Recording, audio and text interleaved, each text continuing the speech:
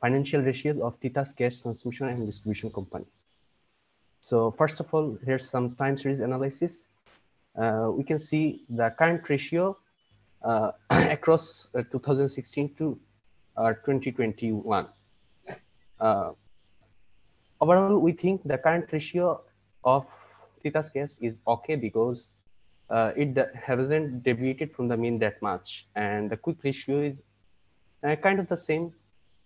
The same story is applicable for inventory turnover, average collection period, average payment period, and total asset turnover.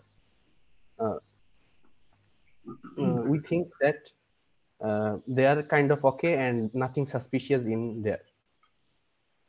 About debt ratio, we can see that there is a quite debt buildup in its debt to equity ratio and debt ratio. It's increasing rapidly.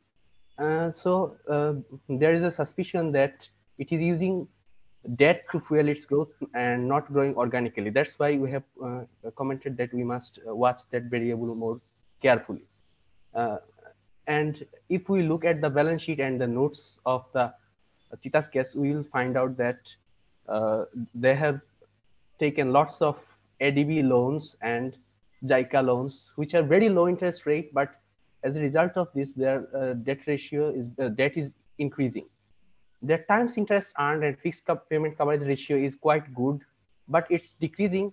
Yet we have commented that it's okay because as they take these loans from ADB, JICA, World Bank, etc., these have very good terms like a 5-year period of requirement of no payment, 40-year timeline, 0.5%, very, very favorable credit terms. As a result, they have very good capability, and despite the time series times interest earned ratio decreasing quite a lot, we think that it's not a problem because it's almost like free money for them. If they get 0.5% and if Bangladesh currency does not have a run, then they can keep up the payment. Just from the average inflation rate, they can easily keep up the payment. So it's not a problem. Oh, sorry. Now the gross profit margin, operating profit margin are low compared to other industry competitors, but across time it's okay. The reason its gross profit margin and operating profit margin is so low, despite it being a government section monopoly, is because they have some criteria to fulfill social obligations and higher extra costs. আপনারা কোন company নিয়ে কাজ করছেন যেন বলছেন? Titas gas. Titas gas, আচ্ছা ওকে, এইটা বোঝা যাবে। আচ্ছা ঠিক আছে, আপনার প্রেজেন্টেশন শেষ করেন। আপনাদের প্রেজেন্টেশন থেকে খুবই ইন্টারেস্টিং আমাদের লার্নিং অপরচুনিটি আছে, শেষ করেন আমি তবে বলছি। So the net profit margin in case of Titas Gas is more than its operating profit margin. That's because Titas Gas has significant investment in various fixed securities, government treasuries, etc., which results in a lot of profit. These are not part of its operating functions, but this helps its net profit margin. Now its EPS is okay. Its return on total assets is declining pretty rapidly. This points to some inefficiencies that we could not really determine why it's decreasing that much, but we think if we inspected further with more time, then we would be able to assess why is the reason, what's the reason behind this. Now the price to earnings ratio and market to book ratio across the years has increased. But as the Bangladeshi stock market is on quite a bull run and was one of the best performing stock market in 2020 to 2021, its PE has increased. Despite it being quite higher from the mean, we think that it's not a cause for concern and it's good. Overall market performing well, that has resulted in its PE increasing. Now cross-sectional analysis, we can see that Titas Gas has on average a current ratio of 1.6, but we have already said that commented about its debt, that it's undergoing a debt buildup. So we have put it on a watch list. Other companies are not going through such debt buildup, and it has a somewhat deviation from average. Quick ratio, it's okay. Now the inventory turnover of Titas quick is ratio কিভাবে very ওকে high. নাফেস? G? Quick ratio কিভাবে ওকে? 1.58 হচ্ছে ওর quick ratio, যেখানে পিজিসিবির quick ratio 3 মানে 0.03, সামিটের 2.2, মানে how is that? On average 1.8 for this তো reason. আপনি 1.8 মানে বুঝতেছেন, আপনার দুইটারই তিতাসের কারেন্ট আর কুইক দুইটাই অ্যাভারেজের থেকে, ওর ইন্ডাস্ট্রি অ্যাভারেজের থেকে নিচে না, দেখেন তো সিগনিফিকেন্টলি নিচে কিনা দেখেন, yes sir. তাহলে আপনার কেমনে ওকে হয়? We actually thought the deviation was not that significant. The deviation is significant. কিভাবে significant সেটাই আপনাদেরকে আমি আজকে দেখাবো। ঠিক আছে, তারপর আগান। Okay sir. So the inventory turnover, now Titas is quite different company from other companies in the industry. Only comparable companies like Titas could be Jalalabad Gas, but Jalalabad Gas and Ashuganj is also not that much comparable. Jalalabad Gas does not have proper data, and it's not listed in the stock market. And other stocks are not that much comparable. That's why its inventory turnover is very high. And we have put it in watch. But we think if we inspected further, there would not be that much suspicious activity going on. But still, we need further inspection around this. Now, average collection period quite normal. Average payment period is higher compared to the industry, and so we have put it in watch list. And total asset turnover, it's higher compared to the average. Now, debt ratio comparable to the average, but its debt to equity ratio is lower compared to average. So there's that. And time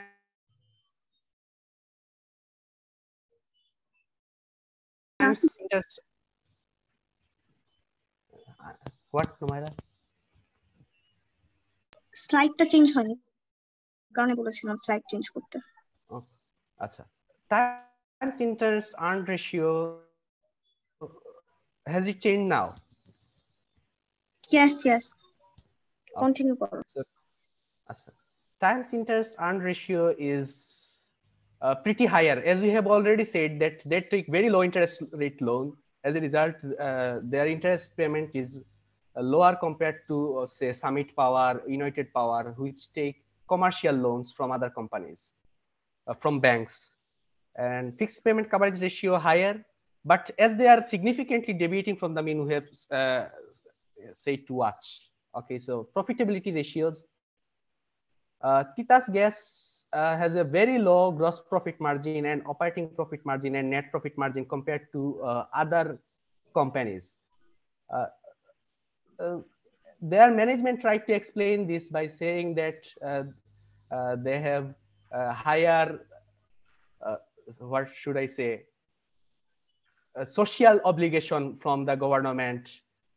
They also have higher pension and other related payments, which decreases their gross profit margin and profit margins, etc. But we think, given that it is a government monopoly, they could increase their gross profit margin, operating profit margin more, but this would also harm the consumers. So it's a catch-22. But for the shareholders, it's important that they increase this. Now, EPS is okay. Return on total assets and return on equity, again, lower compared to the industry average, because they don't utilize their assets that much. They are not charging their consumers as much they can. Now P ratio, okay. Ashuganj does not have any P ratio because it is not listed, but we have included this because we think that only Ashuganj and Jalalabad gas are comparable to Titas gas, but Jalalabad does not have audited report, uh, so we had to take Ashuganj data. Now market to book ratio is lower compared to our industry average. We have to watch that period. Thank you, sir. That's all. Oh, sorry. Overall, we think that current ratio, quick ratio is okay. Inventory turnover is we must watch why it's deviating from the mean that much. Average collection period, average payment period, okay. And total asset turnover, we should be inspecting it more. Shareholders must demand more return from its asset. Now its debt ratios, we think that as they have a very favorable interest coverage ratio and other statistics, we think it's okay, despite it deviating from the mean a lot. Now, its profitability is questionable, so shareholders must ask management to increase those aspects. And its price to earnings and market to book ratio are comparably okay. That's also. Alright, আপনাদেরকে আমি প্রথমে যেটা করতে চাই সেটা হলো যে আপনি কয়েকটা পয়েন্ট নোট করেন আগে। জাকি আপনার প্রেজেন্টেশন স্লাইডটা অফ করেন না, ওটা একটু অন রাখেন, আমি একটা জিনিস সবাইকে একটু দেখাতে চাই।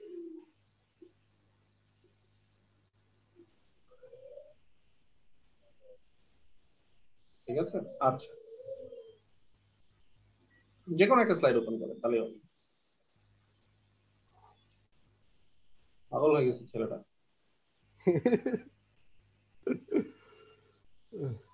কম্পিউটারই এখন রেসপন্ড করতেছে। দেখি আপনার ম্যাক এত স্লো কেন?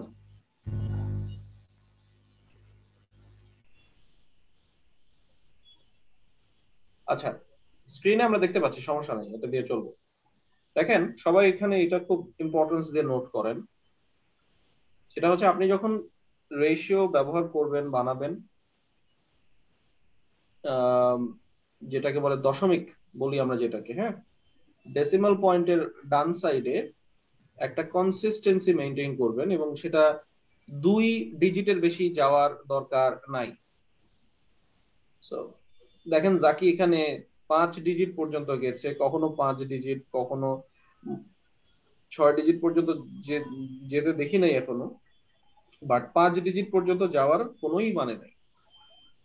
ঠিক আছে, প্রথম ফিডব্যাক সবার জন্য 2 ডিজিটের বেশি রেশিও অ্যানালাইসিসে ব্যবহার করাটা মিনিংলেস। দ্বিতীয় ফিডব্যাক সেটা হলো যে আপনাদের এখানটাতে একটা জিনিস খেয়াল করেন যে ওরা যতগুলো কোম্পানি দেখিয়েছে যে তিতাস গ্যাসের সাথে বাকি যেগুলো এখানে মার্কেটে ওরা ফুয়েল এন্ড পাওয়ারে এনলিস্টেড, কিন্তু দেখেন দুইটা কিন্তু দুই ধরনের ফিউয়েল, হ্যাঁ, এবং দুই ধরনের বিজনেস মডেল দুইজনের। তিতাস গ্যাসের ইয়েটা কি আসলে, বিজনেস মডেলটা কি?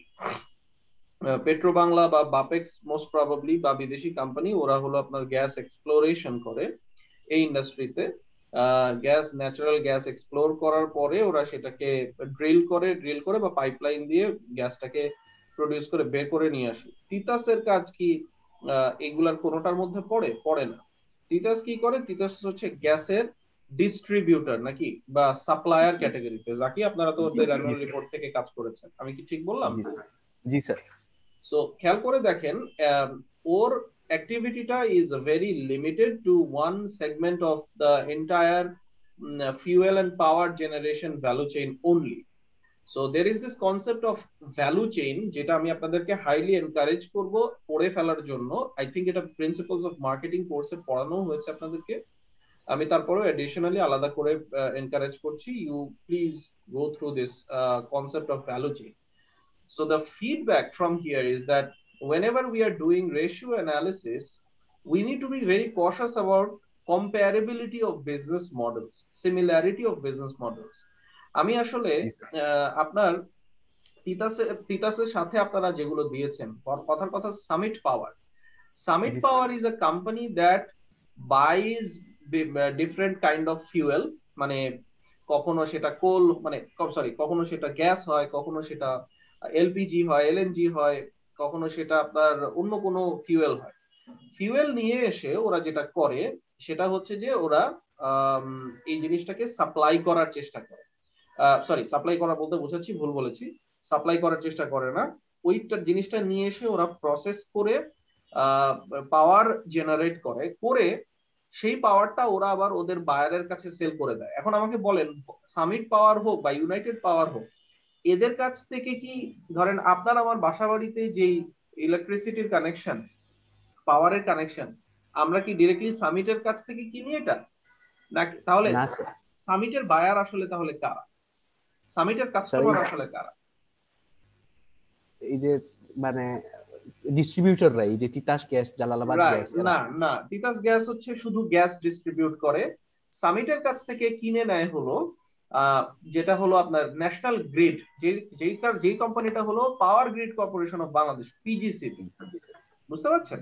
তো এখানে যেটা ঘটনাটা ঘটে যে বিজনেস মডেল কিন্তু ভ্যালু চেইনের এক এক অংশে এক এক কোম্পানি আছে। তো আপনারা যে কোম্পানিগুলো দেখিয়েছেন, they are not actually comparable. You are very right in pointing out যে আপনি পিজিসিবি সরি কি বলছি, তিতাসের সাথে কম্পারেবল হতে পারতো হয়তো আমার জালালাবাদ গ্যাস, অর্থাৎ গ্যাস ডিস্ট্রিবিউশন ট্রান্সমিশন এই টাইপের কোম্পানি হতে পারতো হলো আপনার এইটা কম্পারেবল। তখন ওর এগেইনস্টে, ওর সাথে কম্পেয়ার করলে পরে সেটা সবচেয়ে ভালো লেভেলের comparison. So the second learning point for you from here is that in real life আপনি যখন কাজ করতে যাবেন তখন you will face problems যেগুলো না well defined, না well defined problem না মানে কি, মানে হলো আপনার যথেষ্ট পরিমাণে ইনফরমেশন অ্যাভেলেবিলিটি থাকবে না। তখন আপনার আপনার মানে মাইন্ডসেট কি হওয়া উচিত? আপনার কি মাইন্ডসেট এটা হওয়া উচিত যে স্যার এগুলার কোনো ইনফরমেশন পাই না, এগুলা দিয়ে হবে না, আমরা করব না? ব্যাপারটা হইলো দেখেন, যখন আপনি রিয়েল লাইফে যাবেন, রিয়েল লাইফে ইনফরমেশন আনএভেলেবিলিটি সবার জন্য আছে, তাই না? আপনিও ইনফরমেশন না পাচ্ছেন না, অন্য একজনও ইনফরমেশন পাচ্ছে না।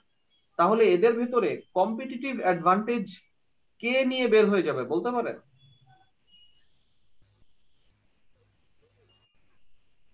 কম্পিটিটিভ অ্যাডভান্টেজ নিয়ে বের হয়ে যাবে হচ্ছে যে কিছুটা হলেও ইনফরমেশন কালেক্ট করতে পারছে। তো আমরা ধরেন তিতাসের ডিরেক্ট কম্পারেবল পাবো না, যখন যদি না পাই, ওটা হলো বেস্ট অ্যাপ্রোচ।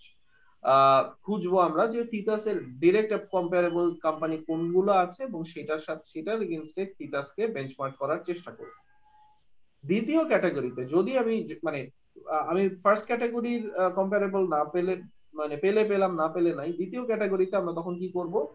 আমরা তখন চেষ্টা করব আপনার এই যে পাওয়ার সেক্টরে, তিতাস তো দিন শেষে গ্যাস ডিস্ট্রিবিউশন মানে তো পাওয়ার। সো যে পাওয়ার সেক্টরের অন্য কোম্পানিগুলোর সাথে ওর একটা অ্যাভারেজ দেখার চেষ্টা করব, সেটা আমাদেরকে কিছুটা হেল্প করবে। দেন আমরা কোথায় যাব বলতে পারেন? দেন আমরা যাব হচ্ছে ইন্ডিয়াতে চলে যাব। ইন্ডিয়াতে এই সিমিলার ধরনের কোম্পানি যারা কিনা গ্যাস ট্রান্সমিট করে বা গ্যাস ট্রান্সমিট বলছি, গ্যাস ডিস্ট্রিবিউট করে, এই ধরনের কোম্পানিগুলার মার্জিন কি রকম, এদের রেশিও অ্যানালিসিস করে দেখবো।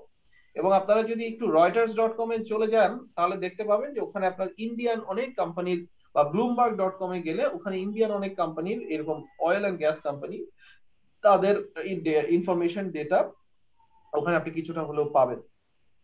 সো আপনাদের জন্য মানে ডিরেক্টিভ হলো, কম্পারেবল কখনো আপনার জন্য কেউ মুখে তুলে ডিরেক্টলি কম্পারেবল কোম্পানি আসলে কখনোই হওয়ার চান্সেস আর ভেরি লো। কারণ প্রত্যেকটা বিজনেসই, মানে একটা বিজনেস এভাবে চিন্তা করেন, একটা বিজনেস যদি মানে এমন কোনো কিছু করতে যায় যেটা অন্যরা ডিরেক্টলি অলরেডি করছে 100% ম্যাচ, তাহলে তো ওই নতুন কোম্পানিটা তো টিকারই কথা না, বা দুইটা বা তিনটা কোম্পানি আলাদা করে টিকারই কথা না। তো সবসময়ই দেয়ার আর একটু difference in business model and stuff, এটা থাকবে। সো আপনার দায়িত্ব হলো অ্যাজ আ ফাইন্যান্স ম্যানেজার আপনি যখন অ্যানালাইজ করবেন আপনার নিজের বিজনেসকে, বা অ্যাজ আ ফাইন্যান্সিয়াল অ্যানালিস্ট আপনি বাইরে থেকে একটা কোম্পানিকে ইনভেস্ট করার জন্য অ্যানালাইজ করছেন, আপনার কাজ হবে এই কম্পারেবল বেঞ্চমার্ক গুলো নিজে নিজে বানিয়ে নেওয়া। সো বানিয়ে নেওয়ার জন্য কত পার্সেন্ট কম্পারেবল, আগে দেখবেন আপনার লোকাল মার্কেটেই যেই কোম্পানিগুলো আছে যারা কিনা same rules and regulations and law and অর্ডারের সাবজেক্টে পড়ে, মানে subject to all similar types of legal regulation and business environment, তাদেরটা আগে কম্পেয়ার করার চেষ্টা করবেন, না পেলে চলে যাবেন রিজিওনালে। সো লোকাল, দেন চলে যাবেন regional, like India, like Pakistan, like Sri Lanka, এই ধরনের কোম্পানিগুলোতে এই ধরনের কান্ট্রিগুলোতে চলে যাবে। সো ওখান থেকে ওদের স্টক মার্কেটে লিস্টেড কোম্পানিগুলোর ডেটা নিয়ে কম্পেয়ার করে দেখার চেষ্টা করবেন। থার্ডলি, যদি আপনি রিজিওনালেও না পান তখন কি করবেন? তখন আপনি চলে যাবেন গ্লোবালি বা ইন্টারন্যাশনালি। তখন ইউএস মার্কেটে প্রচুর, পৃথিবীতে সবচেয়ে আনইউজুয়াল টাইপস অফ কোম্পানিজ কোন মার্কেটে পাওয়া সম্ভব, সেটা ইউএস মার্কেটে। সো এইগুলো আপনাকে কিছুটা হলেও একটা আইডিয়া দিবে যে আসলে এই যে বিশেষ করে মার্জিন রিলেটেড আন্ডারস্ট্যান্ডিং আপনাদের অবশ্যই গ্লোবালি, মানে গ্লোবাল জায়গা থেকে আসা উচিত। Price to earnings related information, global comparison নো আসতে পারে, মানে কিছু না কিছু ইনফরমেশন আপনাকে অবশ্যই কালেক্ট করার মেন্টালিটি ডেভেলপ করতে হবে। লোকালে পারলে লোকাল, না হলে রিজিওনাল, না হলে কোথায় চলে যাব, গ্লোবাল বা ইন্টারন্যাশনাল। মনে থাকবে? জি স্যার। গুড। ইফরাদ হ্যান্ড রেজ করেছিলেন। স্যার আমিও স্যার আসলে ওইটা নিয়ে প্রশ্ন করতে নিছিলাম যে আসলে ওইটা সিমিলার কোম্পানিগুলো পাওয়াটা একটু কঠিন, যেমন স্যার আমাদেরই একটু প্রবলেমটা হয়েছিল। তো ওইটার প্রশ্নটার উত্তরটা স্যার আপনি দিয়ে ফেলছেন, তাই আমি আবার লোয়ার হ্যান্ড করে দিছি। Very good. তবে আচ্ছা, এবার আসেন, লাস্ট ক্লাসে একজন একটা কোশ্চেন করেছিলেন যে স্যার ফিক্সড পেমেন্ট কভারেজ রেশিওতে লিজ পেমেন্টস আমি অ্যাড করে দিচ্ছি কেন উপরে? এটার উত্তরটা লুকিয়ে আছে হচ্ছে আপনার টাইমস ইন্টারেস্ট আর্নড রেশিও, যেটা বা ইন্টারেস্ট কভারেজ রেশিও যেটা। ঠিক আছে, সেকশন সি গ্রুপ 1 প্রেজেন্ট করবেন জাসেম, একটু ওয়েট করেন, আমি একটু আনসারটা দিয়ে নেই। সো এখানে খেয়াল করে দেখেন, কাভারেজ শব্দটা যখনই আসবে কোন রেশিওতে, যখনই কাভারেজ শব্দটা আসবে তখন মাথায় রাখবেন যে কোন জিনিসটা কাভার করছি আমি। তার আগে পর্যন্ত বলতে বোঝাচ্ছি আমি ইনকাম স্টেটমেন্টে তার আগে পর্যন্ত অ্যামাউন্টটাকে আমার উপরে দিতে হবে। উপরে বলতে বোঝাচ্ছি আমি নিউমারেটরে, বা যেটাকে আমরা বাংলায় বলি বোধহয় হর। সো জিনিসটা হলো এরকম, আমার যদি 10 টাকার ইন্টারেস্ট পে করতে হয়, তাহলে কি আমি ইন্টারেস্ট ডিডাক্ট করার আগ পর্যায় পর্যন্ত আমি হলো আমার হাতে টাকা আছে, মানে জিনিসটা হলো, আমি ক্লাসে বোর্ড থাকলে ভালো হতো, মুখে বলার চেষ্টা করি, দেখি বোঝেন কিনা। সো ইবিআইটি এখানে ইউজ করা হয়েছে, দেখেন earnings before interest and tax, তাই না? তার মানে উপরে যে অ্যামাউন্টটা আছে এই অ্যামাউন্টটা হলো ইন্টারেস্ট বাদ দেওয়ার আগের অ্যামাউন্টটা পর্যন্ত। অর্থাৎ আমার ধরেন 100 টাকার সেলস ছিল, 40 টাকা আমার ইবিআইটি আছে, তার মানে ইবিআইটি থেকে তো আমি পরে গিয়ে ইন্টারেস্ট বাদ দিব। তো আমার এর পরে ইন্টারেস্ট যা আছে সেই টাকাটা, ধরেন 10 টাকা আমাকে ইন্টারেস্ট দিতে হবে, তাহলে এই 10 টাকার ইন্টারেস্ট আমি কোথা থেকে দিব? আমার ইবিআইটি থেকে দিব। 40 টাকা আমার হাতে যেটা ছিল সেখান থেকে আমি 10 টাকা দিয়ে দিব। ব্যাপারটা তো তাই না? সেম ওয়েতে আমি যদি ফিক্সড পেমেন্ট কভারেজে আসি, এগেইন কভারেজ, তার মানে আমার নিচে যেটা আছে সেটাই আমাকে, সেটা উপরে যেটা আছে সেটা হবে হলো নিচের যেটার কভারেজের কথা আমরা বলতেছি তার ঠিক আগ পর্যন্ত।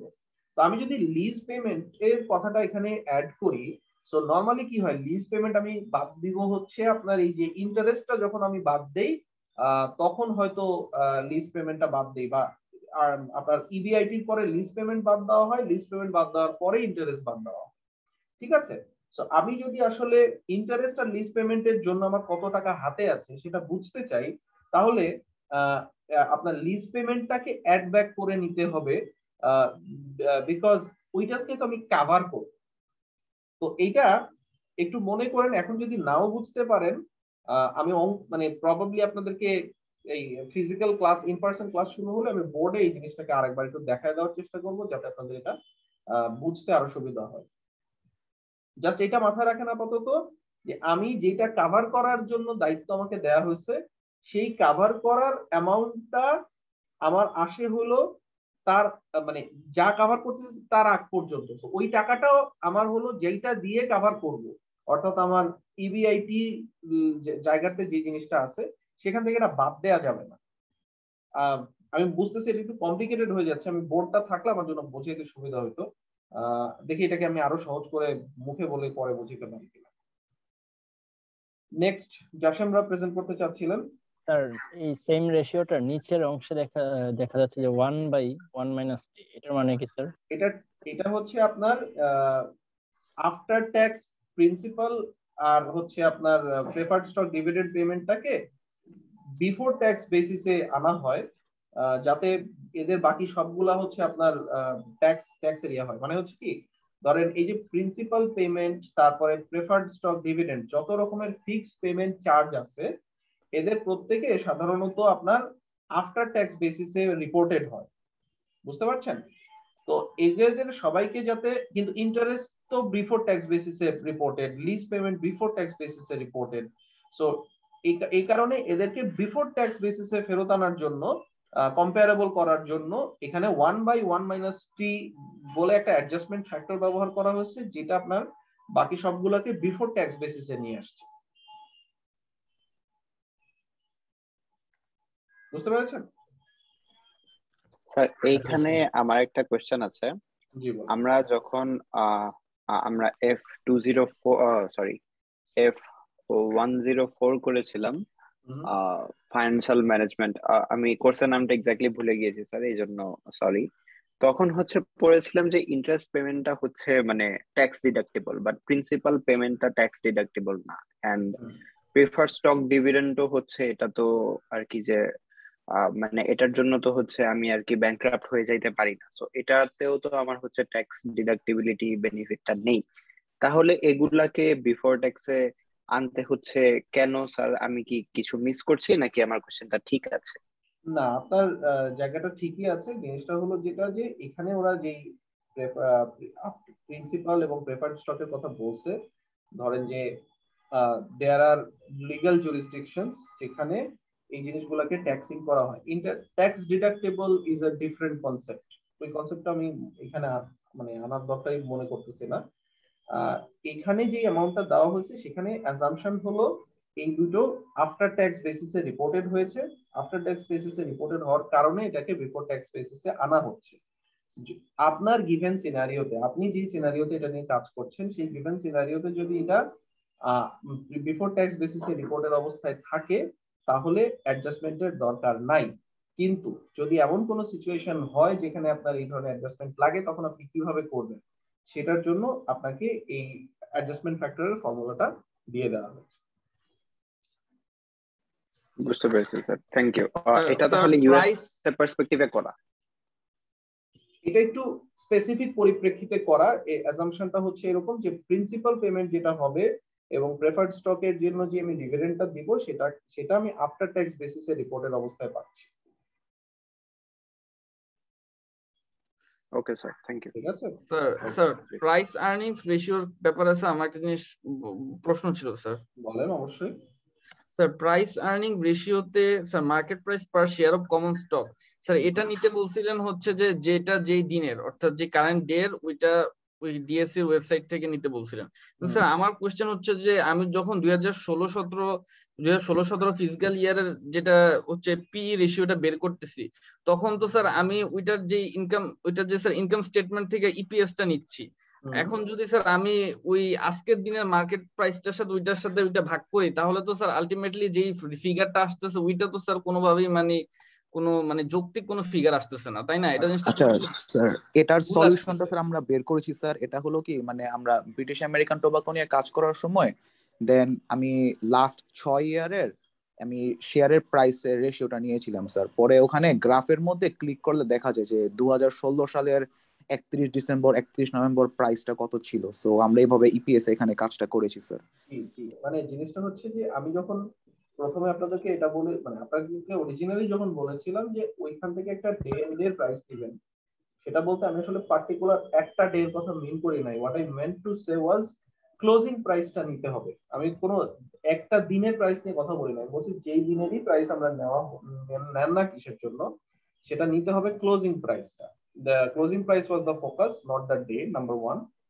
নাম্বার 2, প্রাইস আর্নিংস রেশিও তো আপনি ডিফারেন্ট টাইম পিরিয়ডের জন্য যখন বানাবেন তখন ডেফিনেটলি ডিফারেন্ট টাইম পিরিয়ডের জন্যই প্রাইস ডেটা নেবেন। সো আপনাকে যখন ইপিএস রিপোর্ট করা হচ্ছে, ইপিএসটা যেই দিনে রিপোর্ট করা সেই দিনের ইপিএস সেই দিনেরই আবার স্টক প্রাইস হবে। So most of the companies যেটা হয় তারা আইদার 30th of জুনে ফাইন্যান্সিয়াল রিপোর্টস করে, ডেট করে, অথবা তারা 31st ডিসেম্বরে করে। তো আপনার কাজ হবে হলো ওই দিনের প্রাইস কি ছিল সেই প্রাইসটা বের করে সেই মানে market price per share of common stock সেটাকে ভাগ করা হলো ওই দিনের ইপিএসটা দিয়ে।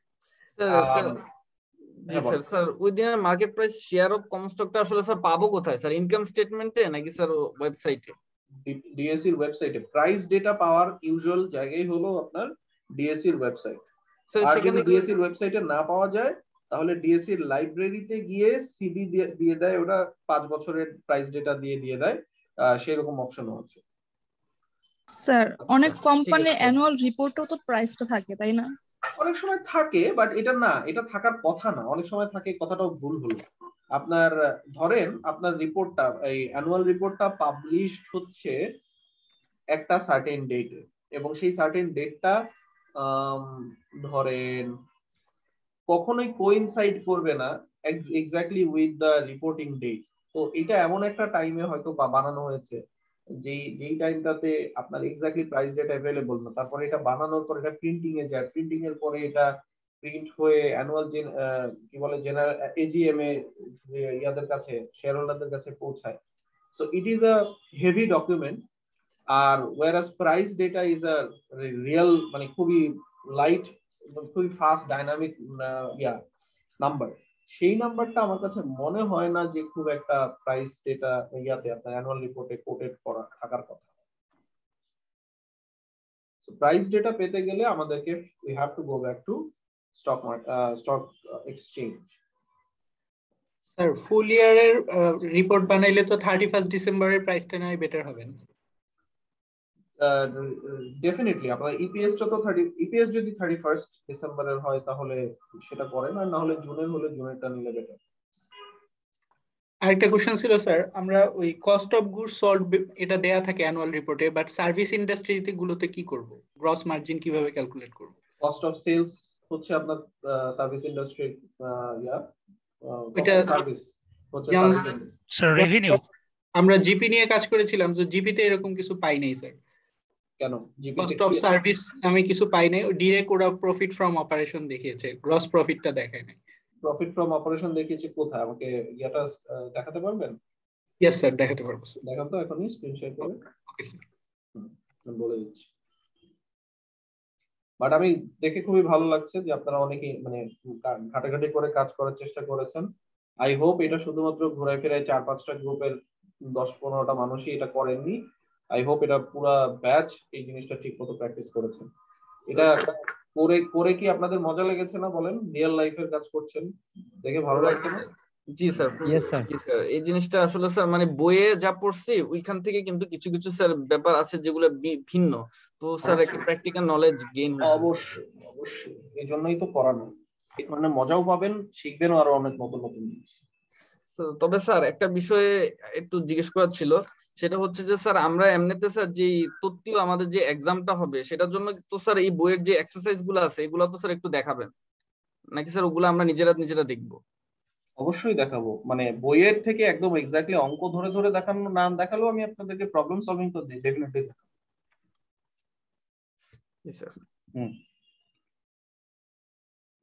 সো ইয়া বলছেন যে ওরা জিপি দেখাচ্ছে না, তাই তো? জিপিএম ডিরেক্টলি অপারেটিং প্রফিটে চলে গেছে। গ্রস প্রফিট কি থাকারও কথা? কেন থাকার কথা না কেন বলেন তো? সার্ভিস ইন্ডাস্ট্রিতে না সার্ভিস ইন্ডাস্ট্রি তো অবশ্যই গ্রস প্রফিট থাকবে, কেন থাকবে না? মেবি দ্য ডাইরেক্ট ওয়েজেস ওভাবে কানেক্ট করা যাবে। এই যে ধরেন cost of material and traffic charges, এটাকে আপনি ধরতে পারেন।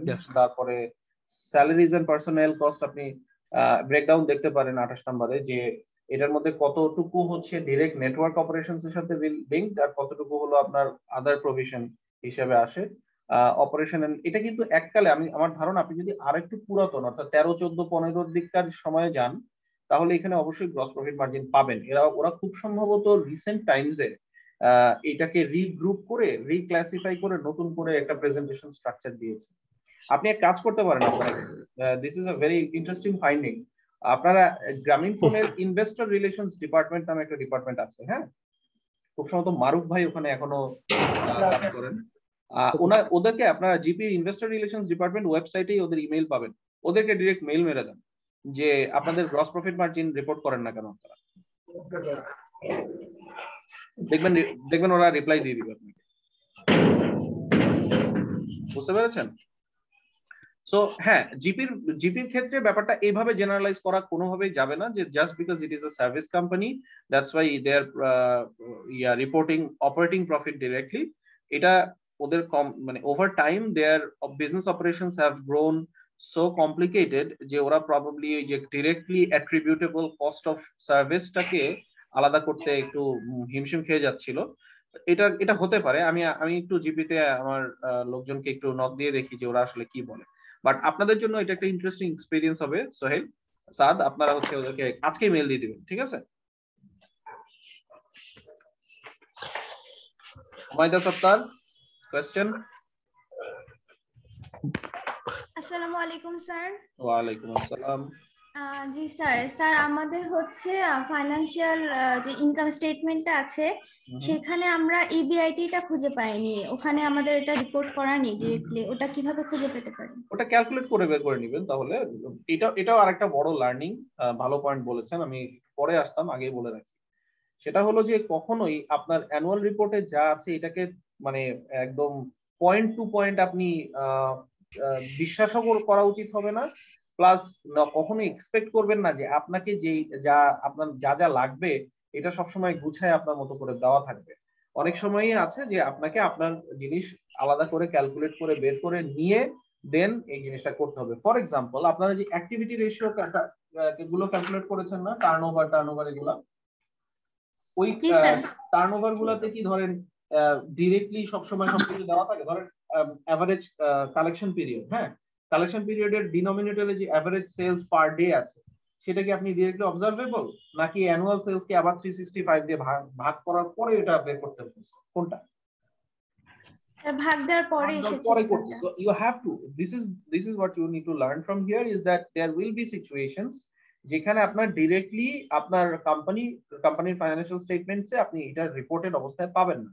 আপনি নোটস থেকে দুইটা ইনফরমেশন নিতে হবে হয়তো আপনাকে, আপনি আরেক জায়গা থেকে দুইটা ইনফরমেশন পাবেন, ইনকাম স্টেটমেন্ট থেকে পাবেন, ব্যালেন্স শিট থেকে পাবেন, পেয়ে আপনাকে রেশিও কনস্ট্রাক্ট করে নিতে হবে।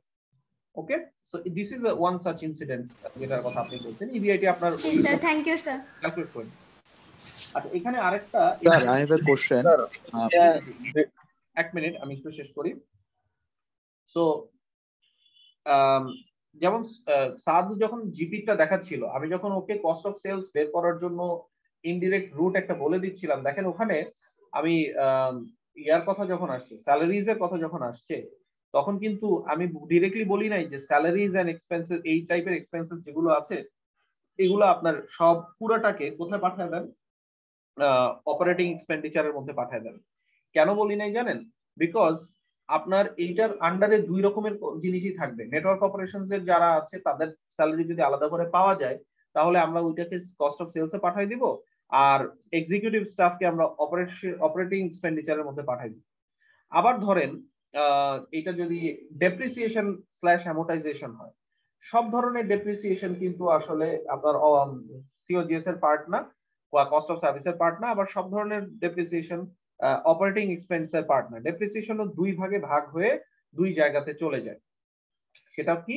সেটা হচ্ছে যে আপনার কিছু অংশ চলে যাবে, ধরেন যেগুলো ওর নেটওয়ার্ক টাওয়ার, হ্যাঁ, নেটওয়ার্ক টাওয়ারের যেই প্রেমিসেস গুলি আছে সেইগুলাতে ওরা যদি ওগুলোর যদি ডেপ্রিসিয়েশন ধরে তাহলে সেই ডেপ্রিসিয়েশন চলে যাবে কস্ট অফ সার্ভিসে। আর ওদের যে অফিস বিল্ডিংস, অন্য ভেহিকলস এটসেট্রা এগুলো আছে, এগুলো চলে যাবে হচ্ছে আপনার অপারেটিং এক্সপেন্সের ভিতরে। এটা রিলেটেড ডেপ্রিসিয়েশন অপারেটিং এক্সপেন্সের ভিতরে চলে যাবে। সো এখানে আমাদেরকে আসলে এই জিনিসগুলো বুঝতে হবে। সো এই কারণেই আর কি বাস্তব জীবনের জিনিস দেওয়া যে বইয়েরটা আপনি সবসময় অন্ধভাবে ফলো করলে কখনোই অনেক কিছু ইয়ে করতে পারবেন না। আচ্ছা, আমরা একটু আলোচনা অন্যান্য দিকে চলে যাচ্ছি। সাবরিনা জিজ্ঞেস করেছেন, EBIT is also called net operating income. হ্যাঁ, বলা যায়, বলাই যায়, কেন, কিন্তু সেখানে বাট কেন বলছেন সেটা বুঝিনি। স্যার আসলে মানে এখানে কি অলওয়েজ নেট অপারেটিং ইনকাম মানে ইভিআইটি হিসেবে ধরা যাবে নাকি এখানে কিছুটা স্লাইড? নট নেসেসারিলি স্যার, এটাও মাথায় রাখবেন যে যেহেতু রুলস এন্ড রেগুলেশনস, এই যে দেখেন আপনাদের ফিক্সড পেমেন্ট কভারেজ রেশিওতে বিফোর ট্যাক্স এবং আফটার ট্যাক্স বানানোর যে ইস্যুটা, এই ডিফারেন্সটা আমি আমার জ্ঞান অনুযায়ী যেটা আমি বুঝতে পারছি যে এটা আসলে rules and regulations, regulatory reporting environment different হওয়ার কারণে এই জিনিসটা ডিফারেন্ট হয়ে গেছে। সো গ্লোবালি যেটা হয়, যখন রেশিও ক্যালকুলেট করা হয় বা এরকম ইনকাম স্টেটমেন্ট প্রেজেন্ট করা হয় বা যখনই এরকম রিপোর্টিং করা হয়, জিনিসটা আসলে 100% ইউনিফর্মিটি মেইনটেইন কখনো হয়ই না। এই একই দেশের দুই কোম্পানি, সেম ইন্ডাস্ট্রির দুইটা কোম্পানি দুইটা জিনিস দুইভাবে রিপোর্ট করতে পারে, ঠিক আছে? যেমন ধরেন ইনভেন্টরির আপনারা অ্যাকাউন্টিং এ পড়েছেন না, ফিফো এবং LIFO method of valuation of inventory, পড়েছেন না এটা? জি স্যার। হ্যাঁ, সো এখন ধরেন একই ইন্ডাস্ট্রিতে একটা কোম্পানি লিফো মেথডে ইনভেন্টরি অ্যাকাউন্টিং করে, ভ্যালুয়েশন করে, আর একটা কোম্পানি ফিফো মেথডে করে। এখন আপনি কি করেছেন, আপনি ওর ইনভেন্টরির ডেটা যেটা নেওয়ার সেটা ডিরেক্টলি নিয়েছেন, আপনি কি করেন না, আপনি আর ফার্দার ঢুকেন নাই ওটার ভিতরে। তাহলে কি আপনার রেশিও দুইটা কম্পারেবল হবে? ওদের দুজনের কুইক রেশিও বা অ্যাসেট টেস্ট কুইক রেশিও বা কারেন্ট রেশিও, এই দুটো কি মানে ইয়া হবে, কম্পারেবল হবে? নো স্যার, হবে না। সো এটা একটা মানে এটাই হচ্ছে আপনার বিষয়, যে আপনার আমি আপনাকে আসলে কনক্লুসিভলি গায়ের জোর দিয়ে বলে দিতে পারছি না যে ইবিআইটি সবসময় নেট অপারেটিং ইনকাম হিসেবে ট্রিটেড হবে, মানে এটা আমি কখনোই বলে দিতে পারি না। এটা আপনি যে পার্টিকুলার কেসটা নিয়ে কাজ করছেন সেই কেস টু কেস এটাকে ভ্যারি করবে, এইটার ফল আপনাকে ওই সিচুয়েশনের উপর বেসিস করে নিতে হবে। বোঝা গেল? জি স্যার, বইতে যা পাবেন দ্যাট এই জিনিসগুলো হচ্ছে লুজ গাইডেন্স, এই জিনিসগুলো এরকম হয়, but ratio analysis is way much more than that. It's a very powerful thing to understand. আচ্ছা, এখানে আরেকটা লার্নিং পয়েন্ট, আমি লার্নিং পয়েন্ট শব্দটা কিওয়ার্ড হিসেবে ব্যবহার করছি, অ্যাঙ্কর হিসেবে। ভিডিও দেখার সময় খেয়াল করবেন, যেখানেই আমি বলবো যে লার্নিং পয়েন্ট, সেটাই একটা ইম্পর্টেন্ট জিনিস খেয়াল রাখতে হবে। হ্যাঁ, এখানে আরেকটা লার্নিং পয়েন্ট হচ্ছে যে আপনার কি মনে করলাম যেন, নেট অপারেটিং ইনকাম, একটা সেকেন্ড, আমি কি জানি মনে করছিলাম, ওটা ভুলে গেলাম।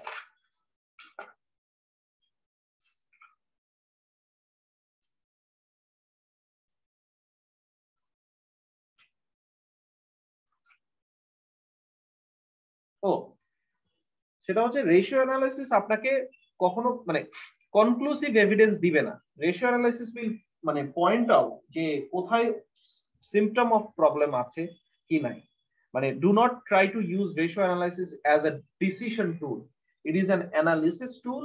অ্যানালিসিসের উপরে বেস করে ইট উইল মানে direct you towards places where there might be symptoms of problems, and symptoms of problems আপনি যখনই দেখবেন তখনই আপনি সতর্ক হয়ে যাবেন এখানে কি ঘটতেছে, এটা আমাকে ফার্দার ঢুকে চেক করে দেখতে হবে।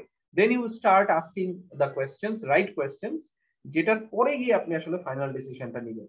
Never try to use ratio analysis as a decision tool. It is a decision support tool. It is an analysis tool that will direct you towards symptoms of problems.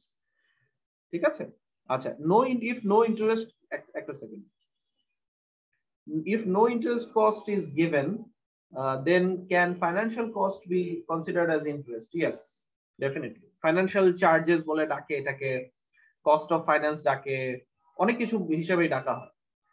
So এইটা এইভাবেই আপনার হচ্ছে চিন্তা করতে পারেন যে এটাই আপনার জন্য interest cost.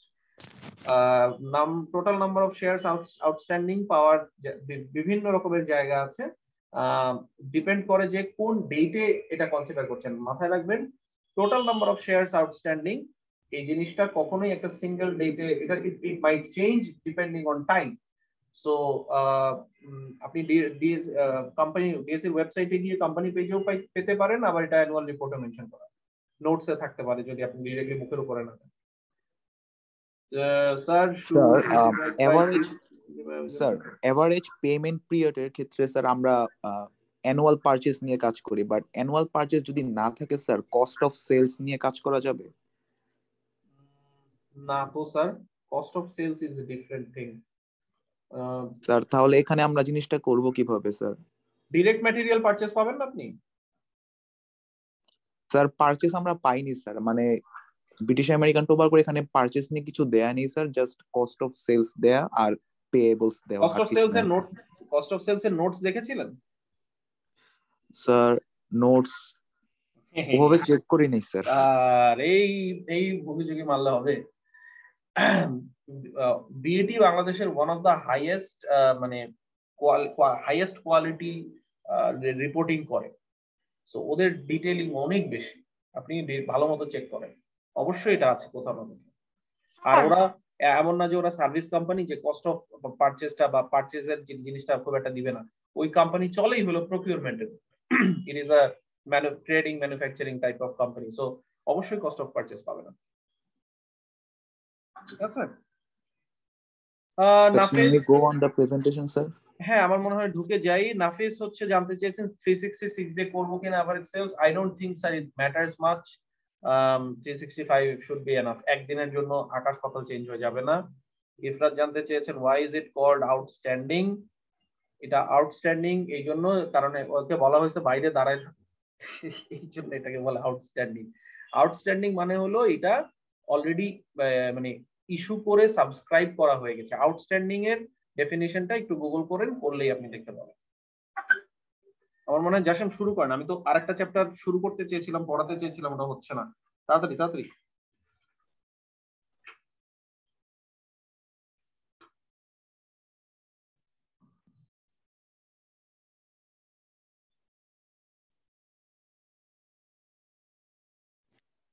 Am I audible? Yes, you are. Good afternoon, ladies and gentlemen. Myself, Jashim Shikdar, representing Group 1 from Section C, and we have done our analysis of financial statements on British American Tobacco Bangladesh, one of the biggest conglomerates and the mogul of tobacco industry with a market share of 66.6%. So these were the formulas that we have done to do our analysis and sorted numerically.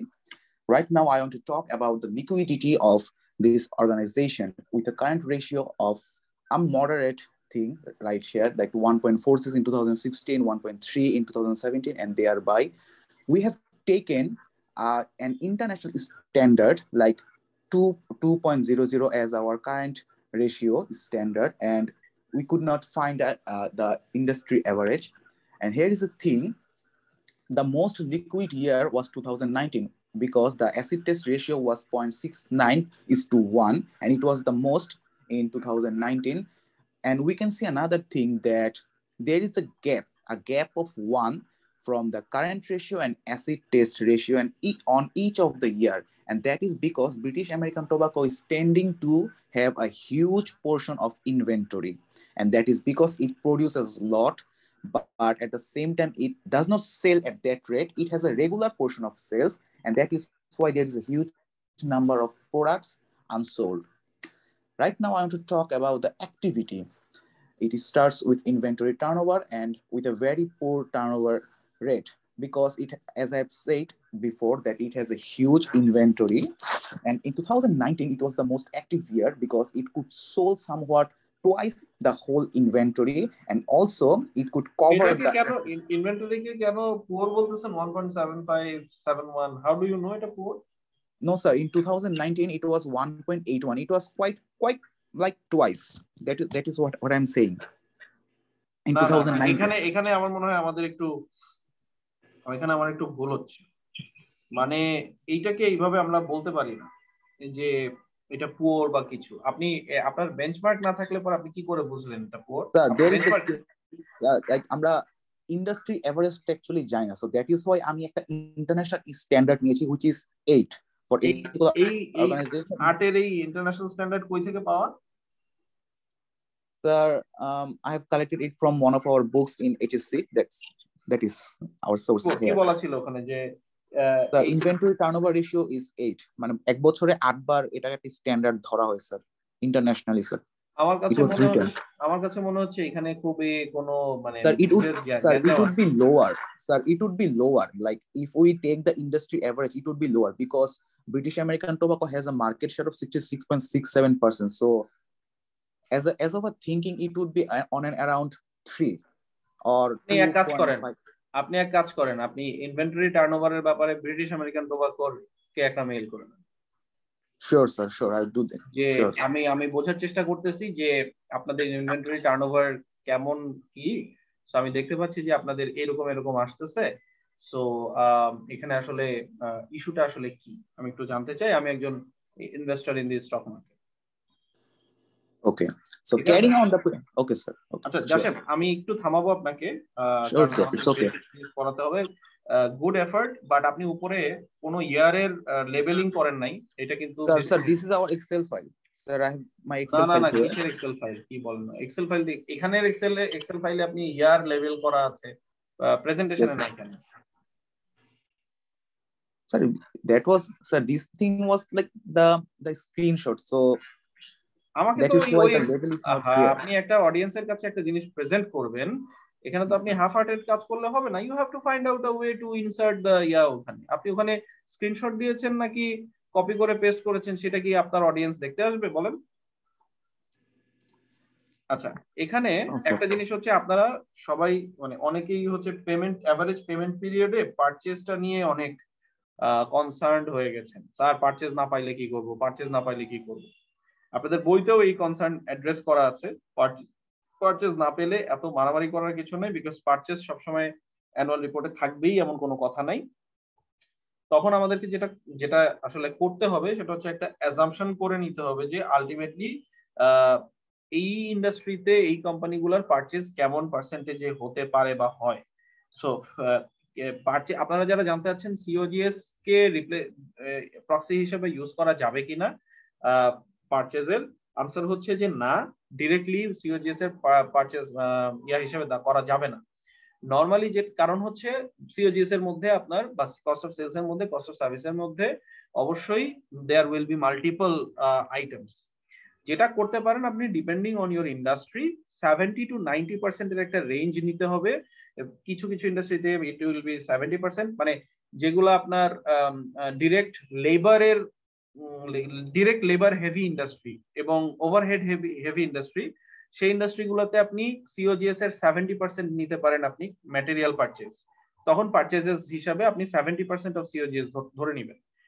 এই অনুপাতে যদি এরকম হয় service industry যেখানে আপনার হচ্ছে direct labour মানে industry অনুযায়ী আপনি 70, 75, 80, 85, 90 এরকম একটা টেন্টেটিভ অ্যাজাম্পশন করে এটা মেনশন করে দিবেন যে আপনি সিওজিএস এর কত পার্সেন্টকে পারচেজ হিসেবে কনসিডার করেছেন। বোঝা গেল? জি স্যার।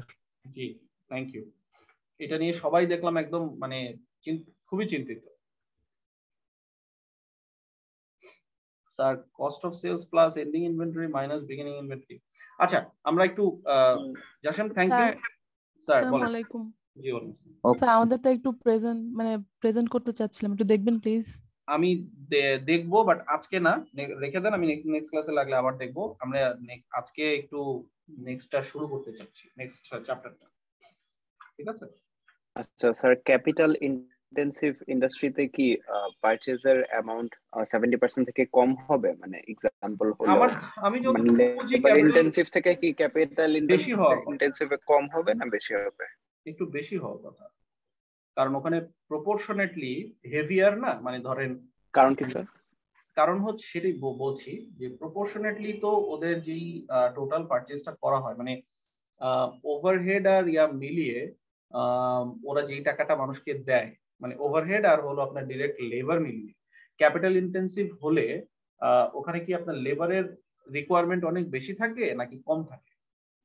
ক্যাপিটাল ইন্টেন্সিভ হলে লেবার কম থাকার কথা, কারণ সব তো মেশিনে হয়ে যাচ্ছে। এক্স্যাক্টলি, তো এই জন্যই বলছি যে এই কারণে আমি খুব কনভিন্সড না যে আপনার পারচেজের প্রপোর্শনটা 70 নিচে যাওয়া উচিত।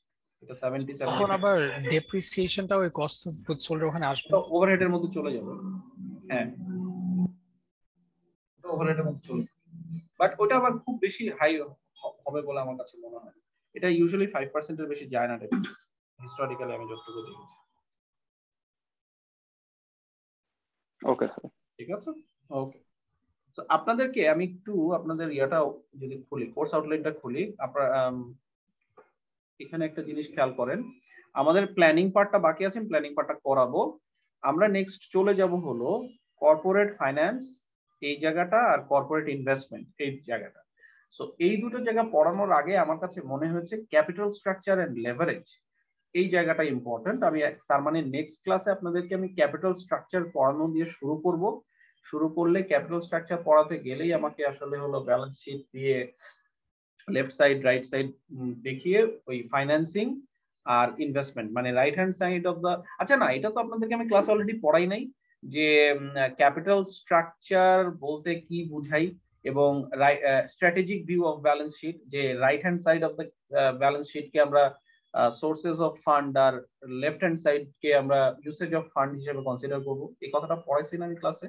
জি আচ্ছা, যদি পড়ায় থাকি, আমার যতটুকু মনে পড়ে পড়িয়েছি, যদি পড়িয়ে থাকি তাহলে আপনারা বুঝতেই পারছেন যে right hand side is basically my corporate financing part আর left hand side is basically my left hand সাইডের একটা অংশ, মানে দুইটাতেই যদি শর্ট টার্ম ইয়া না হয়, আচ্ছা না ঠিক আছে, রাইট হ্যান্ড সাইড হচ্ছে আপনার মানে ফাইন্যান্সিং ডিসিশন কর্পোরেট, আর লেফট হ্যান্ড সাইড হচ্ছে আমার কর্পোরেট ইনভেস্টমেন্ট ডিসিশন।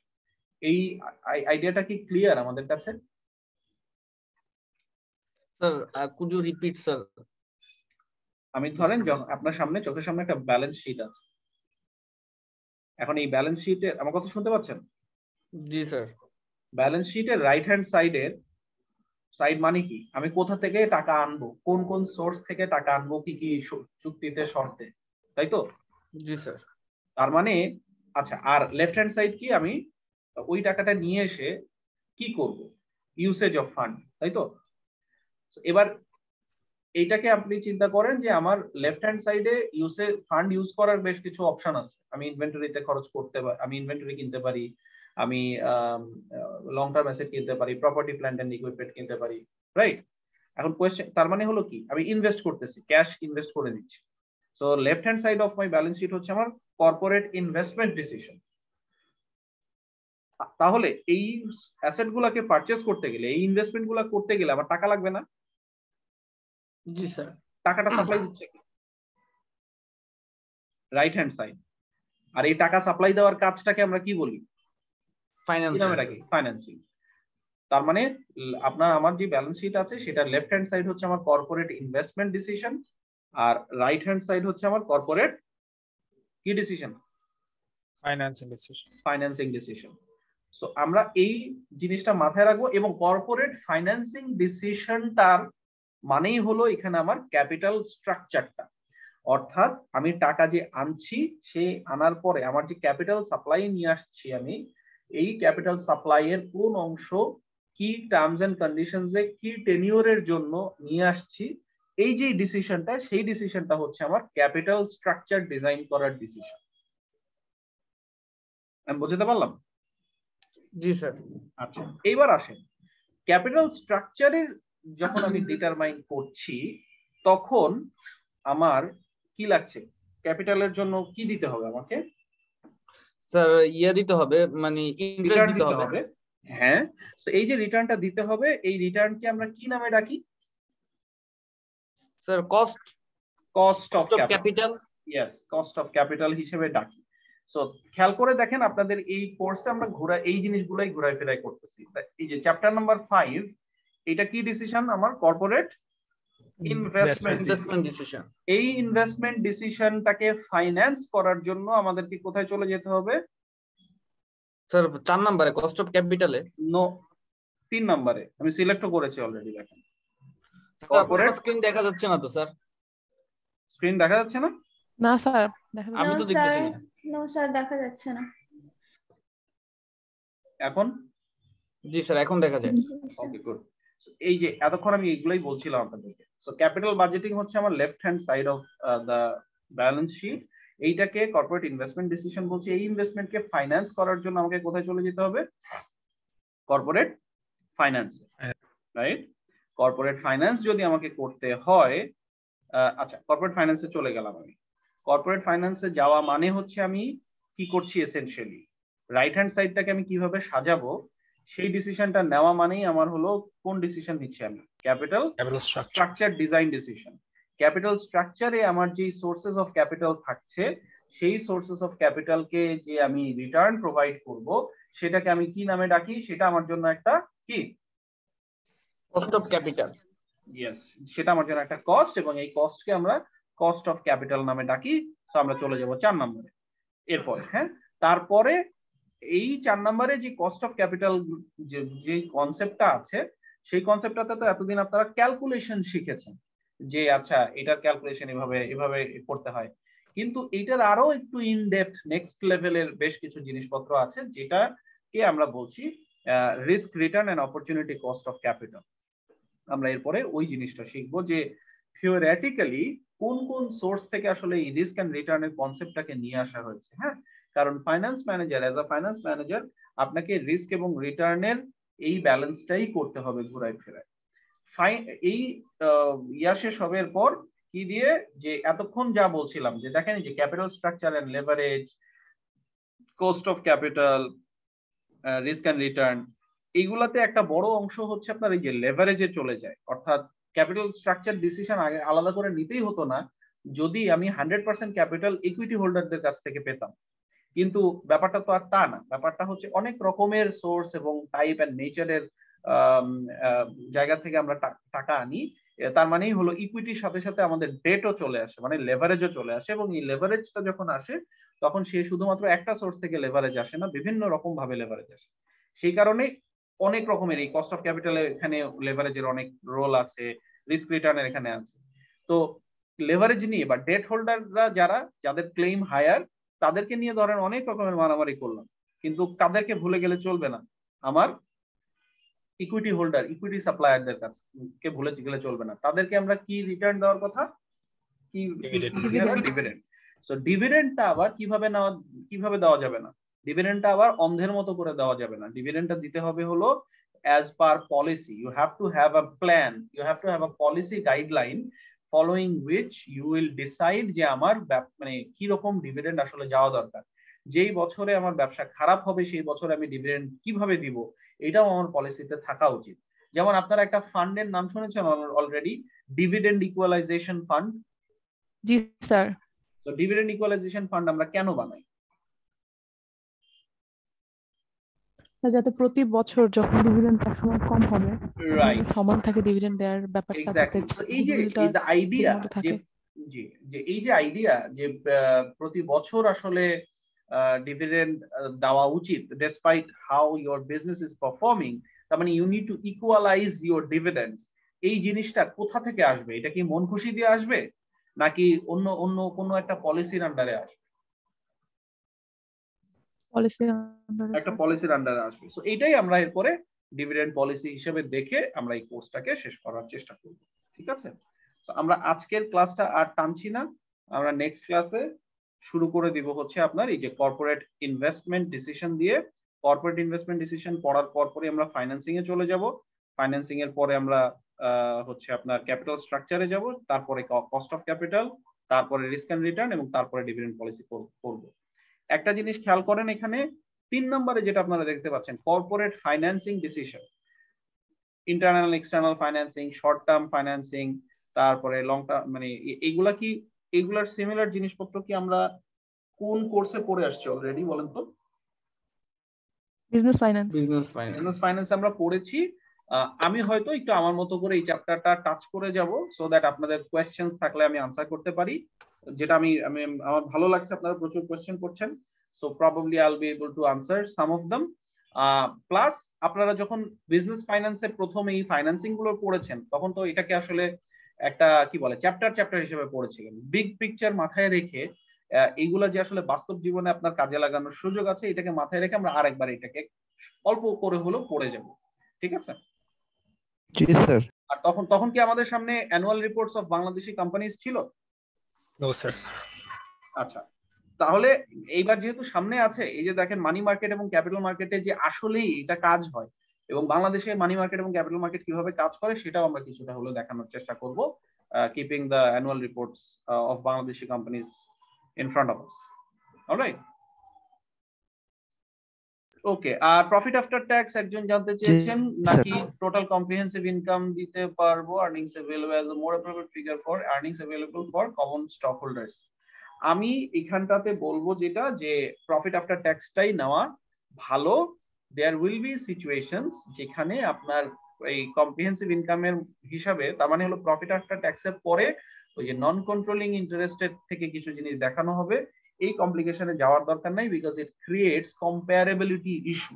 ধরেন একই ইন্ডাস্ট্রিতে আপনি যেটা নিয়ে কাজ করছেন, আপনার কোম্পানির কথার কথা মাইনরিটি স্টেক হোল্ডার বা কন্ট্রোলিং স্টেকের কোনো ইস্যু আছে যেটা ইন্ডাস্ট্রির অন্য আর কোনো কোম্পানির নাই।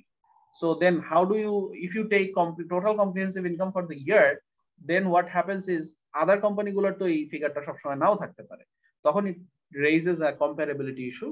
My suggestion is that if the difference is not very high, যেটা আপনারা রিসার্চ করলেই দেখতে পাবেন যে প্রফিট আফটার ট্যাক্স এবং টোটাল কম্প্রিহেন্সিভ ইনকাম এটার মধ্যে ডেভিয়েশন 10% এর বেশি না, যদি না হয় তাহলে stick to profit after tax. ঠিক আছে স্যার, কোর্স আউটলাইনের প্রথম যে টপিকটা the firm and the financial manager, এটা যে লাস্ট টপিকটা value and the goal of the firm, এটা অবশ্য স্যার বিজনেস ফাইন্যান্স কোর্সে স্যার বেশ ভালোই পড়াইছে। তো স্যার এটা কি বোধহয় আর এই কোর্সে আর আলোচনা হবে না, তাই না স্যার? আমি আপনাদের লাগলে সবই আলোচনা করতে রাজি আছি, বাট আপনারাও তো এটা একটু মাথায় নেওয়া উচিত যে এই সেমেস্টারটা পার্টিকুলারলি চ্যালেঞ্জিং, বিকজ 4 মাসের ভিতরে বা 5 মাসের ভিতরে আমরা এই কোর্স চ্যাপ্টার মানে কোর্স শেষ করার একটা প্রেশার হঠাৎ করে চলে আসছে, এটা নিয়ে কথাবার্তা হচ্ছে। So value and the goal of the firm এটা নিয়ে আসলে খুব বেশি প্যারা নেওয়ার কিছু নাই, এটা প্লেন এন্ড সিম্পল যে আপনার প্রফিট ম্যাক্সিমাইজেশন গোল হওয়া উচিত নাকি শেয়ার হোল্ডার ওয়েলথ ম্যাক্সিমাইজেশন বা ভ্যালু ম্যাক্সিমাইজ করাটা আপনার গোল হওয়া উচিত। এখানে আসলে খুব বেশি সময় খরচ করবো বলে আমি মনে করি না, বাট কেউ যদি তারপরেও কোনো স্পেসিফিক কোয়েশ্চেন থাকে জানতে চাইলে আমি অবশ্যই এটা আনসার দেব, কোনো সমস্যা নেই। ঠিক আছে? জি স্যার। অলরাইট, তাহলে আজকে আমরা স্যার মিডের ব্যাপারে একটা কোশ্চেন করব। অবশ্যই, কেন না। স্যার সিলেবাস কি থাকবে? মানে আপনাদের মিডের কি ডেট দিয়েছে? জি স্যার। স্যার 27 তারিখ থেকে বলেছে। 27 তারিখ? তাহলে 27 তারিখ পর্যন্ত যা পড়াবো এটা মিডে থাকবে। আমাদের কি অনলাইনে এক্সাম হবে নাকি অফলাইনে? বুঝিনি, আবার বলেন। অনলাইনে এক্সাম হবে নাকি অফলাইনে? এই ডিসিশন তো স্যার আমার কাছে না, এটা তো ইউনিভার্সিটি অথরিটি যেভাবে ডিটারমাইন করে দিবেন সেই অনুযায়ী আমরা পরীক্ষা নেব, বাট অফলাইনে হওয়ার চান্সেস আর 90%। স্যার 2 নম্বর চ্যাপ্টারটা কি শেষ করানো? না, এই চ্যাপ্টার আমি এখনই শেষ করিনি। প্ল্যানিংটা স্যার আমাকে একটু কালকে বলেছেন যে প্ল্যানিংটা এখন পড়াবো কিনা এটা নিয়ে আমরা একটু ইনডিসিশনে আছি। আমরা পরের চ্যাপ্টার গুলোতে চলে যাচ্ছি, পরে আমাদের হাতে সময় থাকলে প্ল্যানিং এ ফেরত আসবো। অ্যানালাইসিস একটু কোশ্চেন বলছিলেন যে রেশিও সম্পর্কে, এটা তো পড়ানো হয়নি। জি না, আবার বলেন। গত ক্লাসে বলছেন, আজকে লার্নিং বলেছিলেন যে ফাইন্যান্সিয়াল রেশিও ইউজ করার সময় কিছু কোশ্চেনস আছে। আজকে ক্লাসে অনেকগুলো লার্নিং পয়েন্ট বললাম না?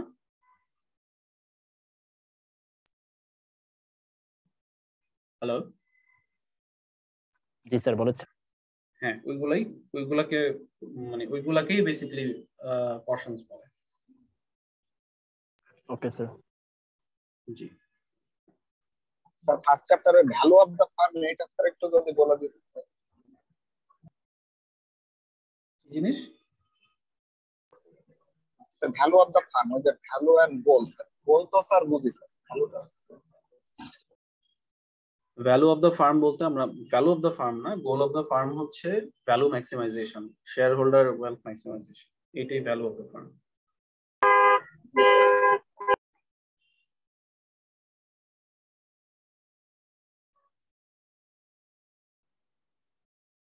ঠিক আছে, আজকের ক্লাস আমরা তাহলে এখানে শেষ করছি।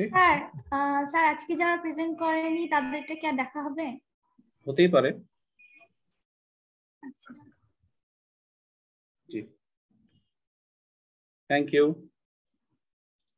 আসসালামু আলাইকুম। আল্লাহ হাফেজ স্যার। আসসালামু আলাইকুম। জি ওয়ালাইকুম আসসালাম। আসসালামু আলাইকুম স্যার। আজকের ক্লাসের পরেও আরো যদি কোয়েশ্চেন থাকে, you are encouraged to write in the Google classroom.